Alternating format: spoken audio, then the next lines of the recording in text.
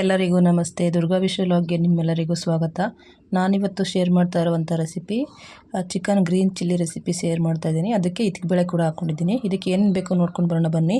ಕೊತ್ತಂಬರಿ ಮತ್ತು ಪುದೀನ ಜಾಸ್ತಿ ತೊಗೊಂಡಿದ್ದೀನಿ. ಹಸಿಮೆಣಸಿನ್ಕಾಯಿ, ಈರುಳ್ಳಿ ಮತ್ತು ಶುಂಠಿ ಬೆಳ್ಳುಳ್ಳಿ ಇಷ್ಟು ತೊಗೊಂಡಿದ್ದೀನಿ.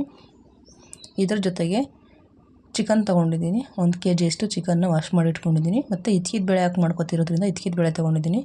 ಈಗ ಒಂದು ಗ್ಯಾಸ್ ಹಚ್ಕೊಂಡು ಒಂದು ಕುಕ್ಕರ್ ಇಟ್ಕೊಂಡಿದ್ದೀನಿ. ಕುಕ್ಕರಲ್ಲಿ ಕೂಗ್ಸೋದಿಲ್ಲ, ಹಾಗೆ ಮಾಡ್ತೀನಿ ಅಷ್ಟೇ. ನೋಡಿ, ಕುಕ್ಕರ್ ಕಾಯ್ದಿದೆ. ಇವಾಗ ಎಣ್ಣೆ ಹಾಕೋತಾ ಇದ್ದೀನಿ.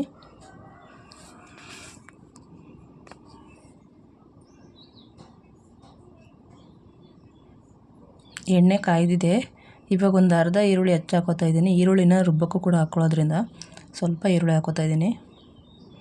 ಇದು ಕಾಳನ್ನು ಒಗ್ಗರಣೆ ಮಾಡೋದಕ್ಕೆ. ಈರುಳ್ಳಿ ಚೆನ್ನಾಗಿ ಫ್ರೈ ಆಗಲಿ. ಇವಾಗ ನೋಡಿ, ಕಾಳನ್ನೆಲ್ಲ ತೊಳೆದುಕೊಂಡು ಹಾಕೋತಾ ಇದ್ದೀನಿ. ಅವರೆಕಾಳು ಸೀಸನಲ್ಲಿ ಒಂದು ಸಾರಿ ಈ ರೀತಿ ಇದ್ಕಿದ ಬೇಳೆ ಹಾಕಿ ಗ್ರೀನ್ ಚಿಲ್ಲಿ ಮಾಡಿ ತುಂಬ ಚೆನ್ನಾಗಿರುತ್ತೆ.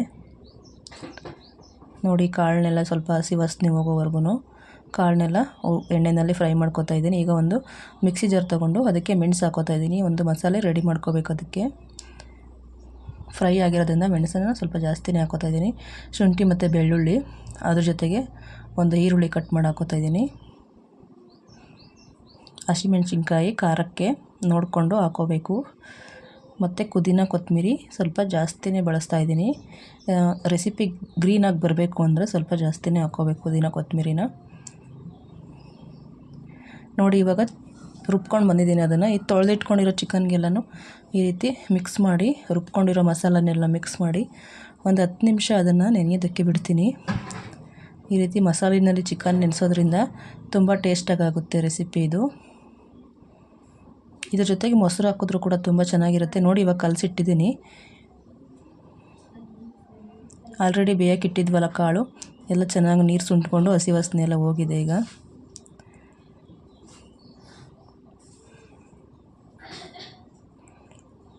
ನೋಡಿ, ಈಗೆಲ್ಲ ಚೆನ್ನಾಗಿ ಎಣ್ಣೆನಲ್ಲೇ ಬೆಂದಿದೆ ಕಾಳು.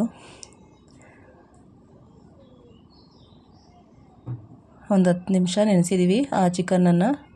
ಇವಾಗ ಚಿಕನನ್ನು ಹಾಕೋತಾ ಇದ್ದೀನಿ. ಮೊಸರು ಹಾಕ್ಕೊಂಡ್ರೆ ಇದಕ್ಕೆ ಟೊಮೊಟೊ ಕಡಿಮೆ ಹಾಕೋಬೇಕಾಗುತ್ತೆ.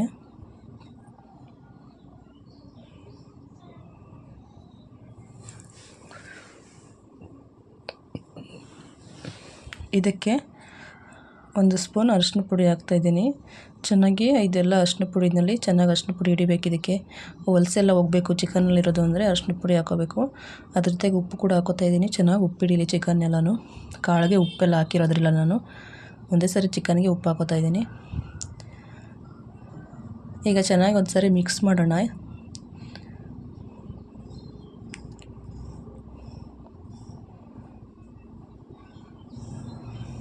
ಕಾಳು ಜೊತೆ ಚೆನ್ನಾಗಿ ಮಿಕ್ಸ್ ಆದಮೇಲೆ ಒಂದು 10 ನಿಮಿಷ ಇದನ್ನು ಬೇಯೋದಕ್ಕೆ ಬಿಡಬೇಕು.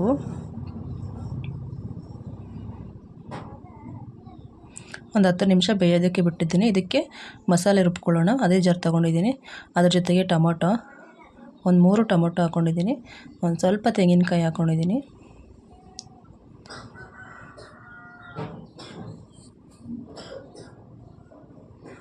ನೋಡಿ, 1-2 ಚಕ್ಕೆ ಮತ್ತು ಲವಂಗ ಕೂಡ ಹಾಕ್ಕೊಂಡಿದ್ದೀನಿ. ಗಸಗಸೆ, ಕಡಲೆ ಇದ್ರೂ ಕೂಡ ಕಡಲೆನೂ ಹಾಕ್ಕೋಬೋದು. ಇದನ್ನು ರುಬ್ಕೊಬರೋಣ ಈಗ. ನುಣ್ಣಗೆ, ಆದಷ್ಟು ನುಣ್ಣಗೆ ರುಬ್ಕೋಬೇಕು. ನೋಡಿ, ಚಿಕನ್ನೆಲ್ಲ ಚೆನ್ನಾಗಿ ಬೆಂದು ಚೆನ್ನಾಗಿ ನೀರು ಬಿಟ್ಕೊಂಡಿದೆ. ಚೆನ್ನಾಗಿ ನೀರೆಲ್ಲ ಸುಂಡ್ಕೋಬೇಕದು. ಇವಾಗ ಸುಂಡ್ಕೊಂಡಾಗಿದೆ. ನೋಡಿ, ರುಬ್ಕೊಂಡಿರುವಂತಹ ಕಾಯಿ ಮಸಾಲೆನೆಲ್ಲನೂ ಹಾಕೋತಾ ಇದ್ದೀನಿ. ಟೊಮೊಟೊ ಜಾಸ್ತಿ ಹಾಕ್ಬಾರ್ದು. ಟೊಮೊಟೊ ಜಾಸ್ತಿ ಹಾಕಿದ್ರೆ ರೆಸಿಪಿ ಗ್ರೀನಾಗಿ ಬರೋದಿಲ್ಲ. ಅದ್ರ ಬದಲು ಸಾಂಬಾರು ಆಗಿಬಿಡುತ್ತೆ. ಆದ್ದರಿಂದ ಟೊಮೊಟೊ ಸ್ವಲ್ಪ ಕಡಿಮೆ ಹಾಕ್ಕೋಬೇಕು. ನೋಡಿ, ಇವಾಗ ಎಲ್ಲ ತೊಳ್ಕೊಂಡು ಹಾಕೋತಾ ಇದ್ದೀನಿ ಮಿಕ್ಸಿ ಜಾರ್ನೆಲ್ಲನೂ. ಮತ್ತು ಚಿಕನ್ ಕಲಸಿದ್ನಲ್ವ, ಅದು ಕೂಡ ತೊಳೆದು ಹಾಕ್ಕೋತಾ ಇದ್ದೀನಿ. ಸ್ವಲ್ಪ ಆದಷ್ಟು ಗ್ರೇವಿ ಥರ ಗಟ್ಟಿಗೆ ಮಾಡಿಕೊಂಡ್ರೆ ಚೆನ್ನಾಗಿರುತ್ತೆ.